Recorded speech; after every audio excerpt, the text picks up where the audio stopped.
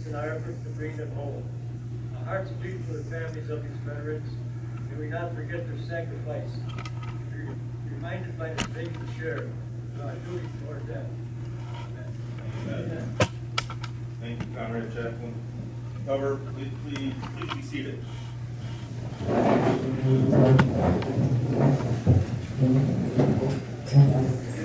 For our honored guest today, I'd like to invite Mayor Street. Thank you. Go Navy. All right, go Navy, yes. Hello, everyone, and welcome. Thank you for coming out today to the VFW. There'll be a lot of events throughout town, some here, some at the Legion, some at private businesses. But thank you for starting your day here with us. You know, one of the things about Veterans Day, it's one of those days like many American holidays. It's evolved over time. When it originally began, it was Armistice Day. It was first put forward by President Wilson in 1919. It was a remembrance of the end of the Great War, which was the war to end all wars.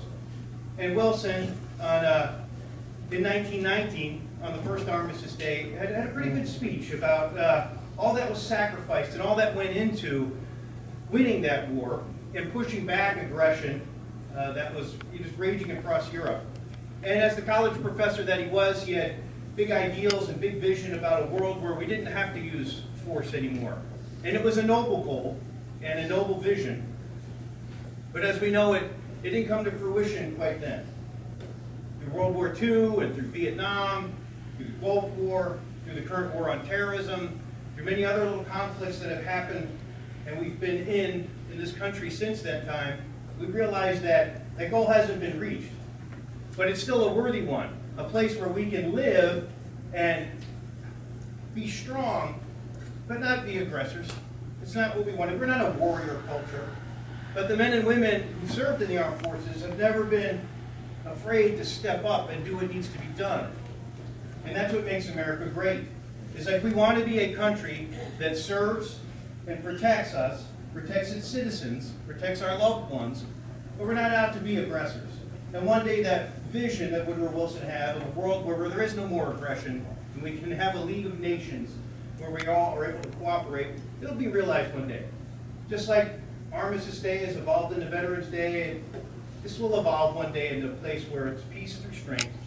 And I want to thank our veterans for all that they've done and the sacrifices that they've made to make that dream get a little bit closer every year. Every time we can keep moving forward, we'll reach that goal.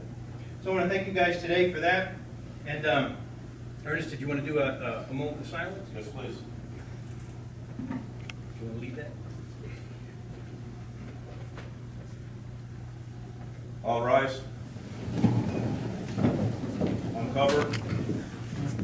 Great rest. We'll now have a moment of silence.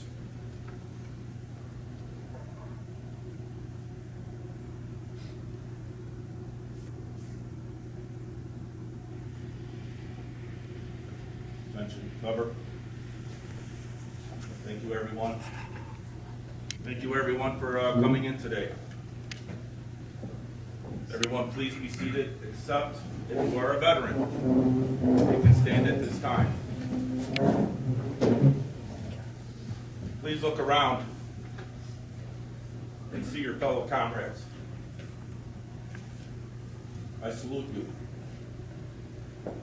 Thank you for your service. Welcome home.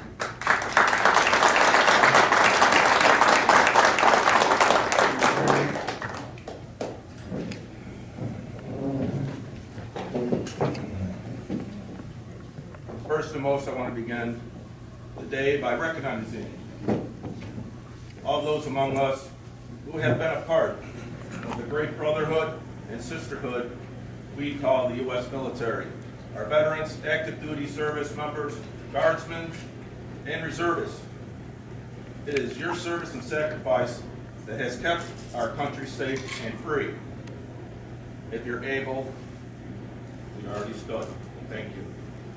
No matter what branch of service, and whether you were placed in time, peacetime or wartime, whatever job, path, or how many years you have served, and committing yourself to the service in the military was a brave and selfless selfish act.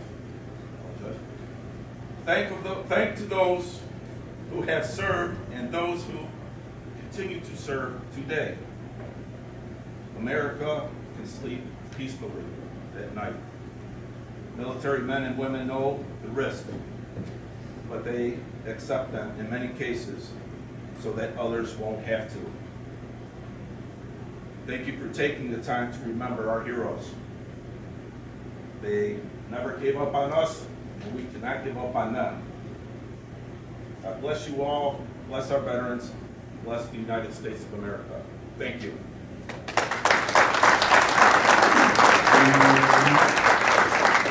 right, I'm going to give the mic back to the mayor. We've got a contest. Hey. All right, so, you know, when I was 18 and I joined the Navy, I thought that was a pretty normal thing to do. I thought, you know, everybody joins the service, right? Some go off to college, but, you know, the rest of us, we just kind of go into the service and do our thing. You know, we'll take time, serve our country, do our duty. We'll get our GI Bill. When we get out, we'll go to college. And I actually thought that was a pretty, I didn't think it was unusual. As I've gotten older and I've, you know, looked around, I realized it is a bit unusual. Not everybody joins the military. It's a sacrifice, and it's something that is special. When you're doing it, you don't necessarily like it, right? For those of us who've been in the military, how many times we all count how short we are, right? It's like, oh, yeah, 322 days and a wake-up call, right? Till I'm out of this place. And that's all you think about when you're in it.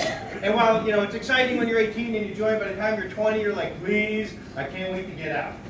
And that's pretty normal for us. Now, as we get older, we begin to look back at our time in the military and we romanticize it a little bit. I was talking to a friend of mine, Jerry, who we served together on the Truxton, and Jerry hated the Navy. Hated it. Hated it probably worse than I did, right? When I was in it. And I'm talking to him the other day, and he's just going off about how great it was, and boy, I wish I'd stayed in. And I'm like, are you kidding me, Jerry? Do I have to build a time machine and take you back to when we served? You hated the place, man. But that's typical. We tend to look back and we romanticize it, and we forget about just the ugly stuff and the sacrifice and sleeping in a room the size of that stage with 52 guys who are all smoking cigarettes out in the middle of the ocean, right? You just forget about kind of the difficulties, and you forget about sleeping in a tent, or you forget about sleeping out in the middle of nowhere, and we look back on stuff. But one thing that we do have as veterans is we have our stories, right? And these are things that don't go away, and we get to tell our family, we get to tell our friends. And so one of the things that I started this last year was just an opportunity for some of us veterans to just kind of share some of those stories. Because that's one thing you can't take away from us, is some of the crazy, cockamamie things that happened while we served our country. And so last year, we had a gift card that was from one of the local restaurants that we gave out to the best story. And we judged that story by applause at the end. One thing I noticed, though, was that, and I didn't anticipate this at the time, was there were two kinds of stories. There was the tearjerker story, which John Keller gave us, and then there was the hilarious story, which Bill gave us, which was one of the greatest stories of government incompetence that I'd ever heard, right? And when we went to give the gift card, it's how do you give this away, right? It's like the tearjerker or this. So this year we have a few different cards. So we're going to do two rules. The rule is try to keep your story under 5 minutes, right? If you can do 2 to 5, that'd be great. That way it gives more people an opportunity. If it's a serious story, that's great. We're going to vote on best serious story will be a giveaway, and then the best funny story will be a giveaway, and we'll all applaud at those at the end. And then the only other rule is don't talk about your 48-hour Liberty Pass in Alamo. Those are not the stories you want to hear today. So That's the good one. those are the good ones. I know that we have to do those in private. All right, I'll start us off with a quick story just to kind of set the tone. So when I was in the service, I was on a guided missile cruiser, the USS Truxton. Our mission was to serve the carrier. We have to protect the carrier when they're doing flight operations. So whenever time we're out and they're doing their operations, we're probably about 2 miles off, sailing alongside. in case there's a battle or war, our job is to fire missiles, protect the carrier, give false radio messages so that they think we're the carrier and that they fire missiles at us and not the carrier. That's our job. Thank you. Yes, Ernest served on the carrier. And so, whenever they did flight operations, one of the jobs I had was ship swimmer. That means if anybody ever fell overboard, it's my job to go get them. And generally what we did was we lowered the motor whaleboat out there with a small crew, and we go out, and if it still was necessary, then rare that I would ever get in the water for anything. But that was my job. Now, anytime the carrier did flight ops, we had to man the motor whaleboat in case somebody went overboard. Now, the chances of me having to get in the water were like zero, because they have like 18 helicopters on the aircraft carrier that are going to get to a person who fell overboard way faster than we ever would. So it was a great opportunity for me to take a nap, right? So I would just, pack all the life preservers there and just kind of nestle in and sleep for about 3 hours while you guys did flight ops. Well, one day, on the clearest day you can imagine, we're in the North Arabian Sea, the water's like glass, there's not a cloud in the sky, guys are doing flight ops, and all of a sudden we get man overboard. So that's interesting. So, I get up and we're looking out there in the water, and it's just, it's glass. It's the typical North Arabian Sea glass water. And helicopters are flying around, they're trying to find this guy. It's getting to the point where they can't find him. 20 minutes goes by. 40 minutes goes by. And they still can't find this guy. And, it's to the point where they're actually going to lower us in the water, which is just crazy. It's like, how can they not find this guy? You can see everything out here today. Well, after about 50 minutes, we get a second man overboard. And it's like, what is going on? How many man overboards can you have on a day like this? Well, it turned out it was the same guy twice. Yeah, what happened was on the carrier, one of the jets turned and the exhaust caught one of these chief petty officers and blew him over the side. And, it might be kind of fun and adventurous, but it's a 90-foot drop, right, from the top of the carrier deck to the water. Well, what happened was this guy got flown over the side. He grabbed onto one of these antenna things that sticks out of the side. It's 25 feet from the flight deck, but still 30 feet up from the big open bays that are on the lower part of the carrier. The poor guy was hanging there for 50 minutes, hollering, but nobody could hear him because it's so noisy, until eventually he couldn't hold on anymore. He let go. And as he passed the big open bay, he's like, "Man overboard!" And she went down into the water. So that's my crazy story for today. And who else has got one up here today who wants to come up and tell us something that happened while their time in the military? Come on, anybody? Bill, I know you told yours last year, so you got another one. All those years in Vietnam, you have to have something. I got to give these cards away. I'm not going to give all 3 to myself. So come on, who's got a card? All right. I'll go. Ernest got it.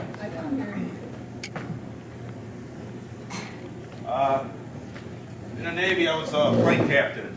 I took care of airplanes and E-2C Hawkeyes. Mine was 603. And when you go up there, you get on the launch, you're out in front of the plane, and you do not leave the flight deck until your plane actually gets catapulted off. So after 603 gets launched, I put the tie-down chains away.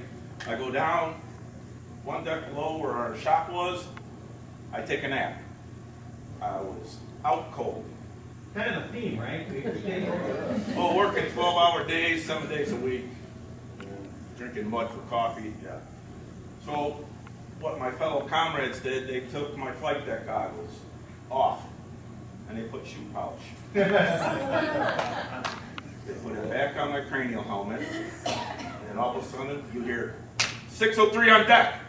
I run out there, grab my change, walk up on the flight deck, not a plane in sight. Nothing. Go back, throw my chains back on the rack, and go down to the shop. Say, what's going on? The maintenance officer wants to see you. Now, the maintenance shop office is not one deck down. It's below the hangar bay, and I think 2 more decks down below that. So you got to walk through all these passageways, and you had these big old raccoon eyes. You got all the officers looking at you. You got all these other seamen and airmen looking at you. When I get into the maintenance office, I go, "What's up, warrant officer?" "Go wash your face." And I'm like, but I'll never forget that day. But that's what we did to help time pass by. So They jokes on each Right other. on. That's my story. So you just gotta tell the story again, just because it's. Come on, Bill. Just the one that's paper. Yes. I'm not eligible for the award because I got it last year. But I spent all of '66 and part of '67 in Vietnam in the infantry as a pop-up target at the two-way rifle range, if you can figure that out. I got reassigned to Mickey Mouse outfit in Fort Bragg, North Carolina. I swear I thought they were filming episodes of Sergeant Bilko. It was that goofy. But anyway, I went up to the lunchtime. Went up to the orderly room to see if I had any mail. And the company clerk says, "I need you to run an errand for me. I'm about out of typing paper. You should run over to the battalion and get me some typing paper." Okay, so I don't know. I've never been to the battalion before. When the first time I walk in the door, the first door on the right, it says reproduction room. This is when photocopiers are like the size of a deep freeze. So I go in there and say, "I'm from B Company. We need some typing paper over there." So, "Oh no, we can't give out paper. We only make copies. We're the reproduction center." We go back to the company area. The clerk, I says, "You got any typing paper left?" "Yeah, just a couple of sheets here because I'm almost out. That's what I need. Let me have one." So I take a blank sheet of the typing paper, back up to the battalion, and I said, "I'm from B Company. I need 50 copies of this." And he says, "But that's a blank sheet of paper." I said, "That's right. I need 50 copies." Okay. I love it, man.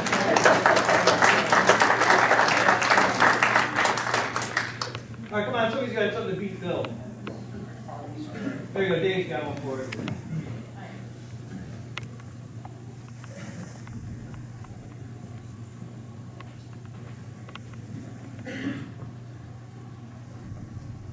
I don't know if it's working or not. I think it is. Is it? It probably is. Oh, there it goes, sorry. Yeah, we got to hold it a little closer.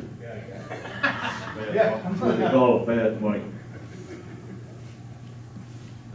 I don't know which story to tell you. Remember there's ladies and kids here. Remember what? There's ladies and kids here. Oh.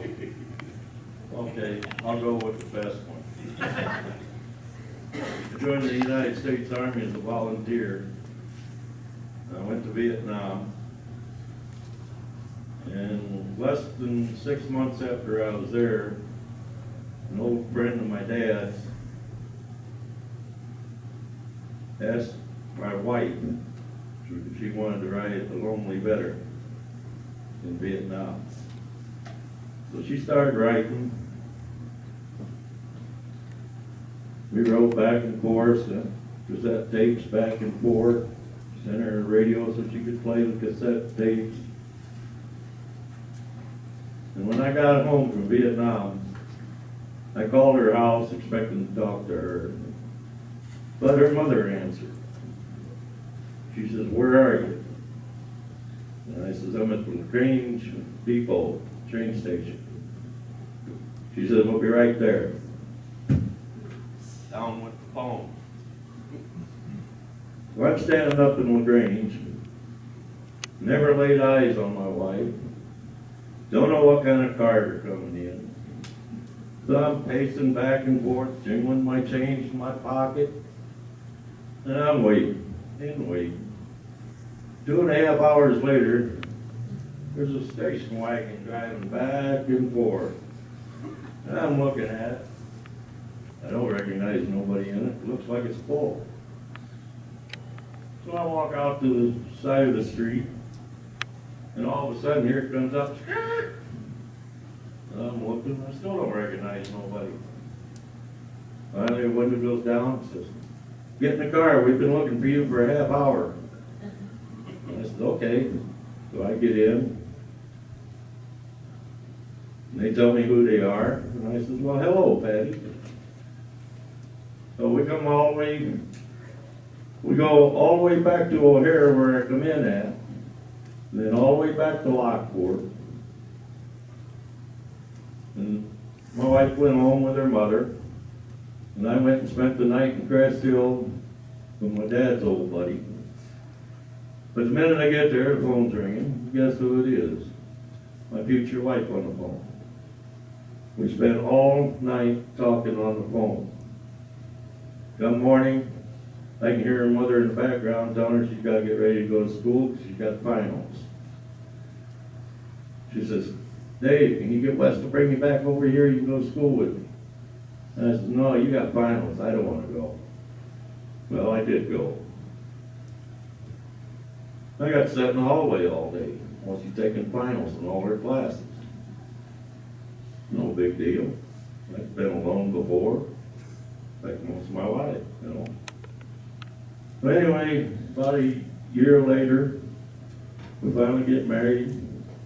With 2 beautiful girls, 2 boys, and we're still married 45 years later. So, that's my story. All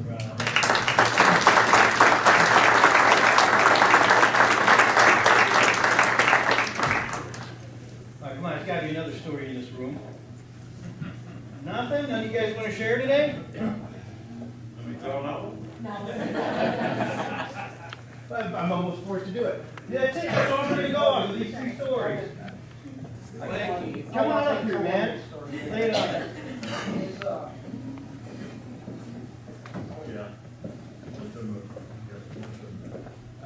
I was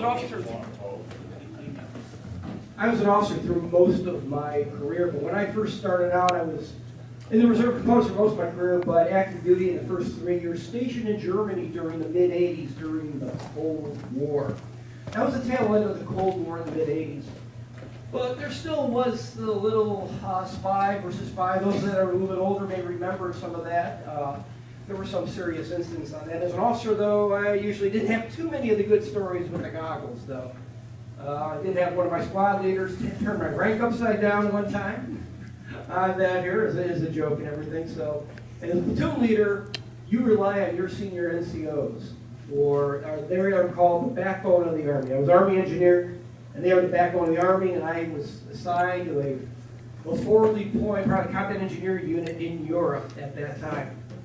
And so usually we would, from our perspective with soldiers, we have our problem children. At that time, a lot of times judges were, military's changed way over the years, but at that time occasionally there were soldiers that were given the choice of either jail or go in the Army. And I always wish I could write those judges back and say, thank you. Yeah. For, you know what I'm talking about. Yeah, right. Thank you for wiping that on my desk. You know, so no, sorry. A lot of the soldiers did. A lot of them were just good-natured kids, just got to get in trouble. A lot of them did straighten out. Some of them did. And I had one individual here. He wasn't a bad guy, but somebody, I remember one of my mentors, though, besides my NCOs, but when I was going through some basic course training, I remember we had a lot of prior enlisted officers. That was great, because I didn't have prior enlisted, and so they were great mentors to me. They could tell me when was somebody giving you a line, when were they truthful. They were able to convey some of the stuff. And one of the words that they mentioned to me was, beware of the 33-year-old privates. Now, for those who know military service, usually a private is the lowest ranking member in the Army. And if you see somebody in their mid-30s, well, later on in their career, later on people could join later on, but usually the age at that time cutoff was 26. So if somebody who's 33-year-old a private, that means they've been getting in trouble a lot. And they make it up in rank, and then they lose it for a reason. So, and I had one individual that was like that here, and he created a problem for my squad leaders. Had to come up to me on here. The squad leaders, platoon sergeant, platoon leader. So if he gets to my level, this guy's a real problem because sergeants are pretty good about getting things done. The guy didn't want to work. The guy would go AWOL. I remember one time I rode a bike. One time around German countryside. And this guy, and I just found this guy, happened to be in a yard mowing a lawn with his girlfriend. It's like, where are you? Oh, yeah, sir, I'm going to be back again on Monday. So we have to go through constant disciplinary measures with them. It was if the military gets rid of you at that time, that's a lot of work. That's a lot of work to get rid of somebody because they invest a lot of time, energy, and money in you. And so this was one guy. So he would go away for a couple days, be disciplined, and come back, and he's kind of just on the margin from not being for more punitive damages than at the company level. Then he disappeared one time. And he created a lot of paperwork for the entire chain of command. So, all of a sudden I got the word, it's like he's disappeared. We talked to his girlfriend. He went to Yugoslavia, which was communist at that time. And it was supposed to be, and at that time we had problems with some people would defect. And so it was like, oh God, this has become an international incident here. And but I thought, oh my God, this is out of my hands now. This guy is no more paperwork. He basically why I spent 14 hours a day. About 14-hour day I spent in there, about 2 to 3 hours were with him just doing paperwork. And so he was gone for a couple months. Went over to Yugoslavia. And it's just like, well, okay, he's not in my hands anymore. It's above my level. And then a couple months later, well, I heard he was thrown into a Yugoslav prison. And then they gave him back to us. This guy couldn't even defect properly. So we got him back. And not only did they give him back to us, they gave him back to me. I'm like, of all the places, in all the units here in Germany, do you think a reassignment to me? Maybe because I was the only one that did the paperwork. I'm here, so completed the paperwork. And then we got stuck having to guard him. My soldiers did. 24 hours a day. Because we gave them we have MPs. We were at a military base and had MPs. Military police, for those of you that aren't familiar with that. So they perform the functions on a military base just like local law enforcement does in our communities. And I'm like, okay, you're going to lock him in jail, we're secure him here. And they said, oh no, he's your boy. You get to watch him. 24 hours a day, 7 days a week. I go, what do you mean? We're not trained in law enforcement. Doesn't matter. He's yours. And so we wound up having to watch him for several weeks, 24 hours a day, until finally we could get a lawyer and some other unit to take him off our hands. So sometimes we wonder, again, the stories on here. You hear a lot, usually at my level, that's what we usually get. We get individuals that are like that once in a while here. And then by the time it gets to my level, though, it's like, oh no, what now here? We'd have to sometimes, we'd go through, you have legal justice, and then you have what would be called an Article 15, which is non-judicial punishment. We call it Benjamin's Court, too, so a lot of individuals. So another time we had, I'll relay one more branch story on here. Had a great kid here. I remember him, he was a great kid.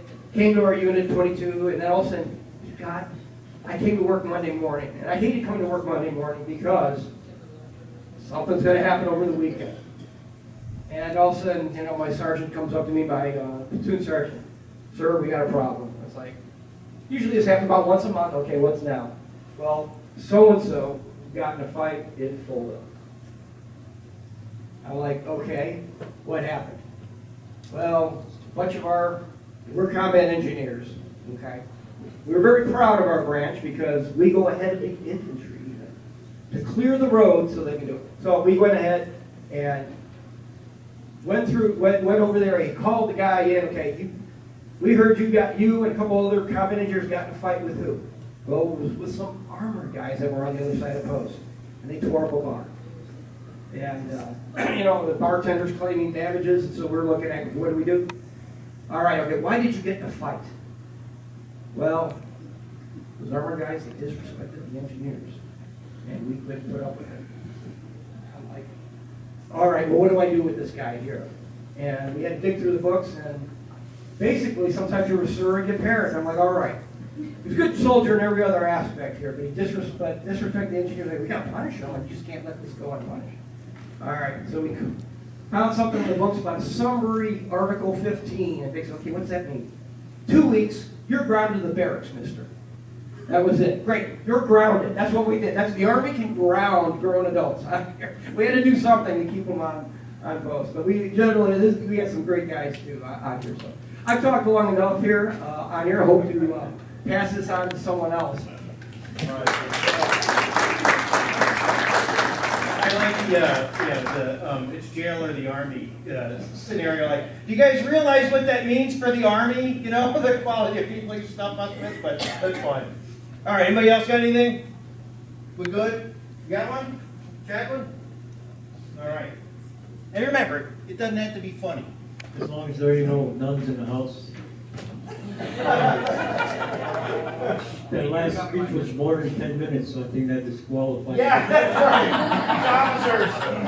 Anyway, I also served in Germany, but I was there earlier, 59 and 60 during the Cold War. That time the Berlin Wall was still up. But anyway, I had some leave time, so I, me and a friend of mine went to Amsterdam.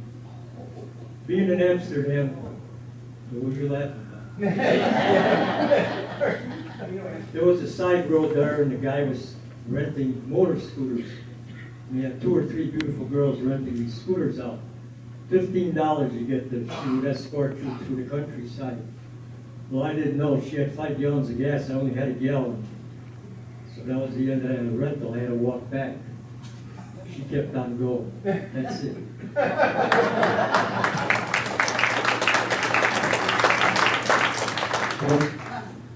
Anybody else? I don't know. Billy's got one. All right, this is his news story for the year.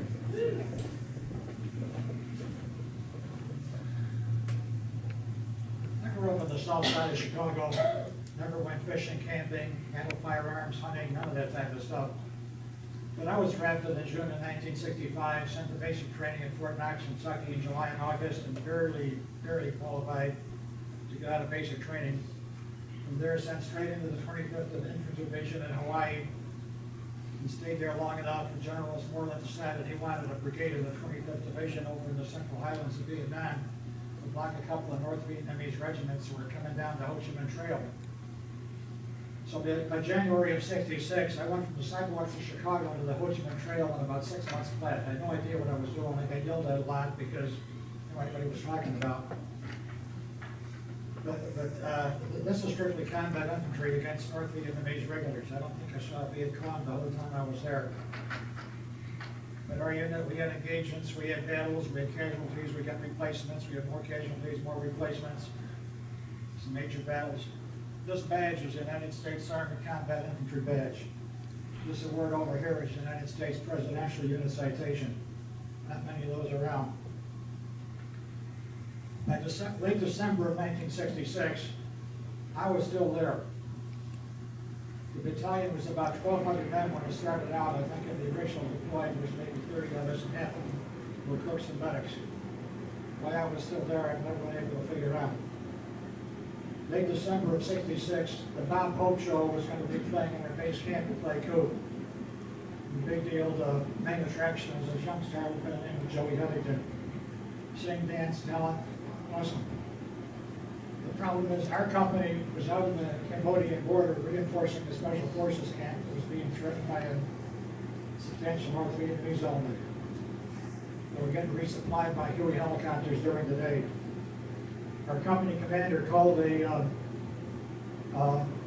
officer called all the battalion platoon leaders came, or company platoon leaders came in, all the lieutenants.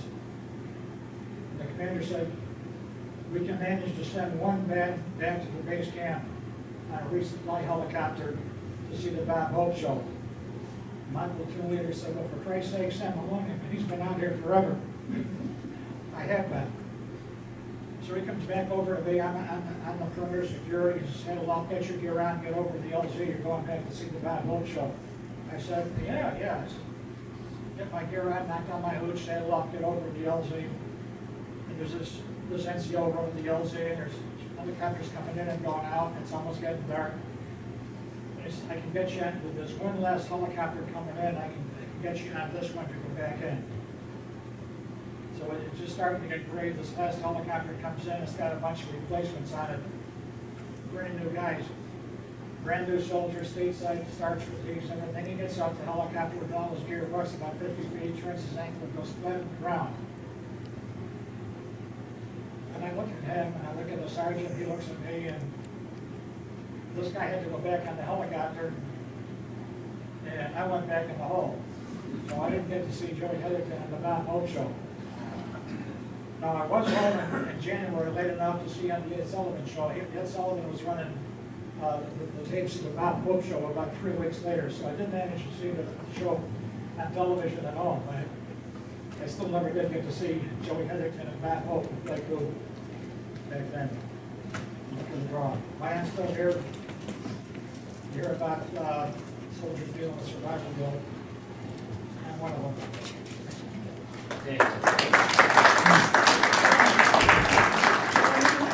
Yes, a CD of Joey Heatherton, so you play the guitar. All right, is that everything? Any more? All right, look, thank you so much for coming up here and just sharing a few stories. I know that there's a lot, and sometimes when we're together, you know, the stories just kind of flow. But we do appreciate everyone's service in here and what it means to our country. And so thank you for all of that. And so I have the 3 cards. I have a gift certificate from Mom Onestas, I have one from the Public Landing, and I have one for Embers.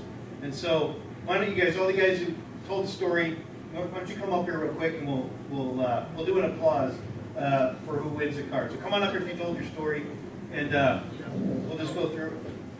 Bill, come on up, come on up. Dave, get up here. All right, so we got 4 cats, right? So I got 3 cards and 4 guys. All right? This is all right. All right, so we got our officer's story of having to deal with guys that's either jail or the Army and the fallout for that. Can I get an applause for... All right. We got Dave and his wife in the military. All right. We got Bill, who missed the Bob Hope Show. You guys are making this tough, like I gotta do the decimals on that. All right, and then we got Ernest's story about his goggles, the raccoon eye. All right.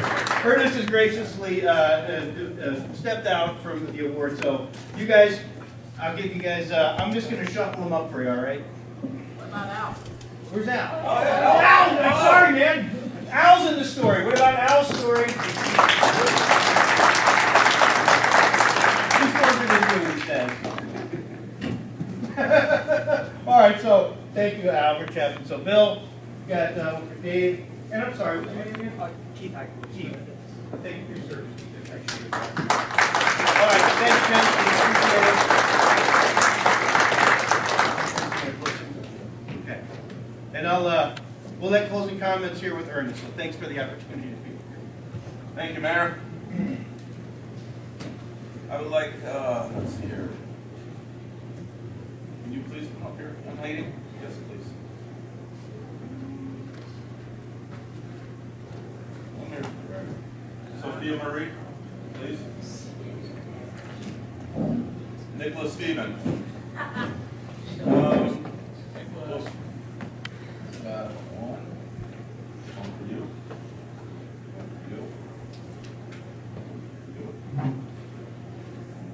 I have one more for, there's another child in the audience that would like to read a letter. These letters were given to me from Ludwig School when I went there. And that's awesome. They gave them out to the veterans. So I'd like for these kids to read them to you.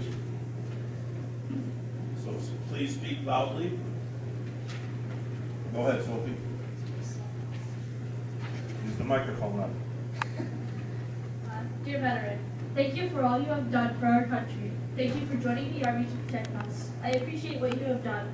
Thank you for risking your life for this country's protection. Thank you for everything you have done for all of us. Yours truly, Cameron.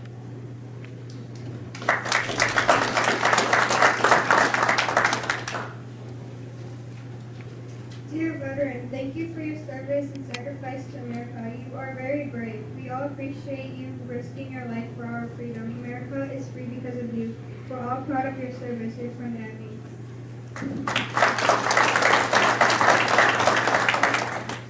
Dear veteran, I just want to thank you for your service. Our country wouldn't be what it is today without you. I can't thank you enough for what you have done. Thank you for our country and for us. You may think you are not a hero, but in my world you are. I cannot thank you enough for all that you have done.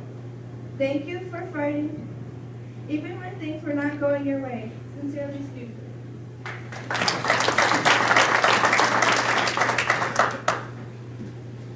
Dear Bethany, thank you for your service. We really appreciate you. My grandpa was in World War II. I'm going to be a baseball player for Halloween and a girl from the 70s. Her name is Evie. Thank you. Sincerely, Faith. Dear veteran, thank you for serving our country. I wish you a happy Veterans Day. Thank you for protecting us. From Blake.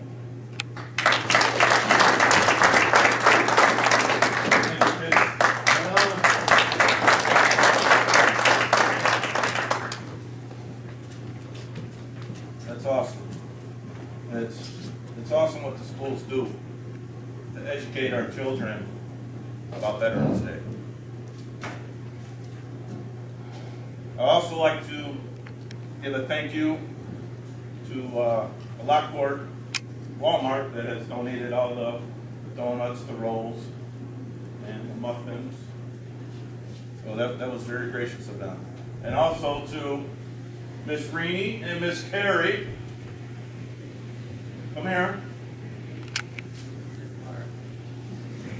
And her friend Kelly and Keto and Skeeter for setting all this up today. They were here bright and early this morning, and White Glove came in here this morning and polished the floors so we can have all this. So Greenie, Carrie, White Glove, Kenny, thank you.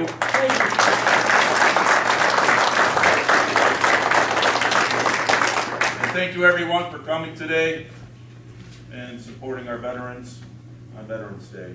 Let us not forget none of them, please. Oh yeah, this afternoon. All veterans, everybody's welcome. Veterans eat free. Dinner will be served at 5 o'clock. We have a 50-50 raffle and a basket raffle. It's $5 per person. Smoke and Seas Barbecue is going to be cooking for us. And we have the Polynesian Review, the dancers, and a chief with the flames, but no flames. And that's starting at 7 o'clock. So you're all more than welcome to come back. You're all more than welcome to stay. The bar is now open. So all of the veterans, get two on the house. All right? And there should be another coffee pot brewing. So please help yourself to the donuts, the rolls, and everything. And please check out these pub tables. These pub tables were built by a Vietnam veteran. His name is John Ash. But he's from the UK. He was running cable for the Army, for the US, for us. And he took the time and volunteered his time and built these tables, one for each branch of service. You ask why there's a Merchant Marine table there? But 1988, yes, 1988, World War II Merchant Marines that were there on D-Day finally got recognized as veterans in 1988 from World War II. So let us not forget them. We lost more Merchant Marines per capita than any other conflict during that time. So, but yes, that's why there's a table there for them. So please enjoy yourself, look at the tables, and thank you everyone for coming.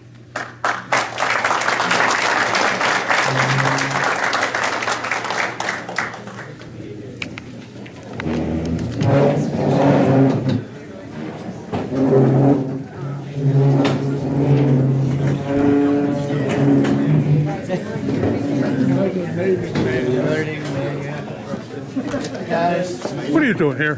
Hey, what are you doing here? Thank you.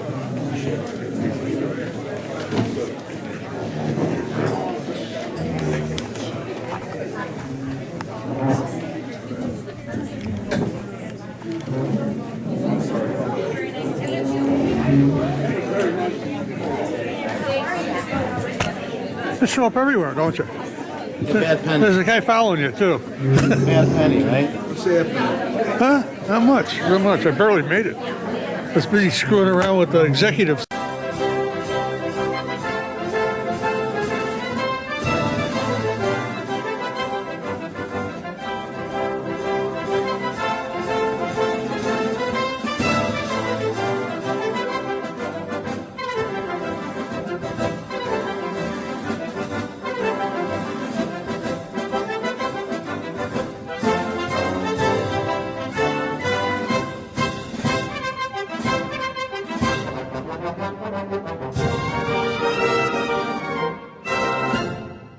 Thank you.